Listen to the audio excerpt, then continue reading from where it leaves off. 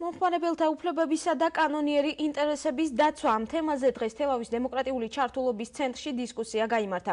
შეხვედრაში მონაწილეობას საქართველოს კომუნიკაციების ეროვნულ კომისიასთან არსებული მომხმარებელთა ინტერესების საზოგადოებრივი დამცველის მოადგილე, საქართველოს ენერგეტიკისა და წყალმომარაგების მარეგულირებელი ეროვნული კომისიის მომხმარებელთა ინტერესების საზოგადოებრივი დამცველის მოადგილე და ინტერნეტისა და გაზის მომწოდებელი კომპანიების წარმომადგენლები იღებდნენ.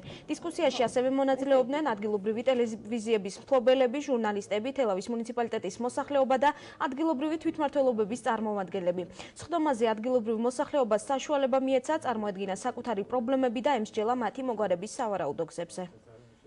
დღევანდელი შეხვედრა ტარდება თელავის დემოკრატიული ჩართულობის ცენტრის ორგანიზებით და ეხება მომხმარებელთა უფლებების და მათი ინტერესების კანონიერ დაცვას.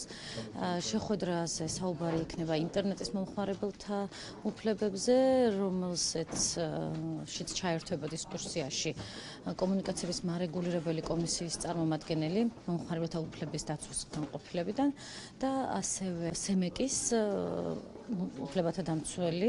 რეგიონებში და პატარა სოფლებში ტარიფები არის მაღალი და სიჩქარე არის დაბალი, მაღალი სიჩქარით არ მიეწოდება მომხმარებელს ინტერნეტი. ამასთან დაკავშირებით მოგახსენებთ, რომ სამთავრობო პროგრამა არის, ახლა მუშავდება, რაც მოიცავს რეგიონების და სოფლების განვითარებას. კერძოდ კომისია ამ პროექტის შედეგად გასცემს სიხშირეებს და ამ სიხშირეებს ისარგებლებენ მობილური ოპერატორები, რომელთაც შემდეგ საშუალება ექნებათ დანერგონ ტექნოლოგიები და ამ შემთხვევაში ინტერნეტის სიჩქარე გაიზრდება 100 მეგაბიტით.